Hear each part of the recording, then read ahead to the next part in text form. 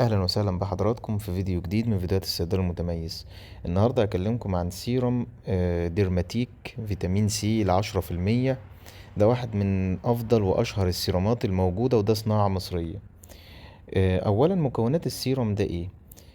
بيحتوي على مضادات الاكسدة اللي هو فيتامين سي وفيتامين اي وخلاصة شجرة الشاي وخلاصة العرق سوس. وفي مواد مضادة للالتهاب اللي هي الصبار وخلاصة شجرة الشاي.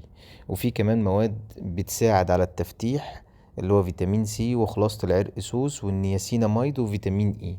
وفي مواد مرطبة بترطب البشرة، بيحتوي على حمض الهيلورونيك والصبار والبنثينول وزبدة الشيا. وفي حاجات مضادة للتجاعيد زي حمض الهيلورونيك والكولاجين وفيتامين سي وزبدة الشيا وفيتامين اي. مكوناته بقى بالتفصيل ايه؟ رقم واحد هو صوديوم اسكوربيل فوسفات اللي هو فيتامين سي. دي صورة من صور فيتامين سي بتتميز بامتصاصها السريع وعدم تأكسدها. رقم اتنين حمض الهيلورونيك بنسبة بسيطة طبعا. وفي كمان الكولاجين وفي فيتامين اي وفي خلاصة العرق سوس وفي حاجة اسمها خلاصة شجرة الشاي وفي الصبار وفي البنثينول وفي كمان نسبة بسيطة من النياسيناميد وزبدة الشيا. وفي تقنية اسمها البولي شيلد، ودي تقنية بتحمي البشرة من أضرار أشعة الشمس والعوامل البيئية المختلفة. وفي كمان تقنية تانية اسمها الانهبيز، ودي تقنية بتستخدم على تقليل أو منع تحسس البشرة من فيتامين سي ومنع الجفاف كمان.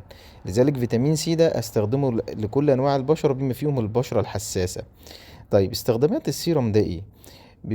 بيساعد جدا في تفتيح البشرة طبعا لأنه بيحتوي على فيتامين سي بتركيز 10%. بيزيل البقع الداكنة والتصبغات علشان في العرق سوس وفي فيتامين سي كمان. بيساعد في تجديد خلايا البشرة. طبعا بيساعد جدا في نضارة وإشراق البشرة عشان المكونات الكتير اللي قلنا عليها من شوية. بيحمي البشرة من أضرار أشعة الشمس عشان التقنية اللي قلناها اللي هي تقنية البولي شيلد اللي موجودة فيه. بيحمي كمان البشرة من ظهور علامات التقدم في العمر، وبيمنع ظهور التجاعيد والخطوط الرفيعة، وبيرطب البشرة ويحميها من الجفاف. وبيزيد كمان من مرونة ونعومة البشرة عشان فيه حمض الهيالورونيك بتركيز يعني منخفض بس هيأدي الغرض. بيعمل كمان على شد البشرة وجعلها أكثر شبابا. مميزات السيروم ده ايه؟ مميزاته ان هو قوامه خفيف جدا وسريع الامتصاص، وما بيسيبش اثار دهنية وما بيسببش انسداد المسامات، ومناسب لجميع انواع البشرة بما فيهم البشرة الحساسة عشان تقنية الانهبيز اللي قلناها من شوية. وبيحتوي على فيتامين سي بتركيز 10% اللي هو صوديوم اسكوربيل فوسفات اللي هو ما بيتأكسدش بسرعة وامتصاصه سريع، وما بيسببش حساسية طبعا وزي ما قلنا، وخالي ما فيهوش هيدروكينون وما فيهوش لا سيليكون ولا بارابين. طريقة استخدامه ان انا بستخدمه بعد الغسول طبعا، اجفف البشرة كويس واخد على ايدي من 5 ل6 نقط وادلكهم على الوش وعلى الرقبة في حركات دائرية لحد ما يحصل امتصاص تام. ممكن استخدمه الصبح او بالليل، وهو يفضل الصبح طبعا، واستخدم بعديه مرطب، وكمان استخدم واقي شمس. طيب مين اللي يستخدم السيروم ده؟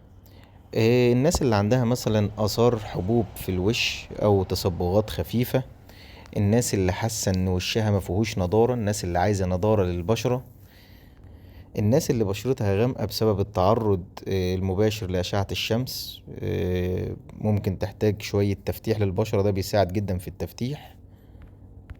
وكمان الناس اللي بتحس ان بشرتها بتتأكسد، ده بيحمي البشرة من الأكسدة عشان فيتامين سي بتركيز كويس 10%، ده تركيز محترم. وكمان الناس اللي حاسة ان بشرتها فيها عدم توحيد للون، ده كمان بيوحد لون البشرة. بس وبكده نكون وصلنا لنهاية الفيديو. يا ريت لو حد عنده اي سؤال يكتبه في الكومنتات ان شاء الله وهنرد عليه. ولو عجبكم الفيديو يا ريت اشتراك في القناة ولايك وشير عشان غيرك يستفيد.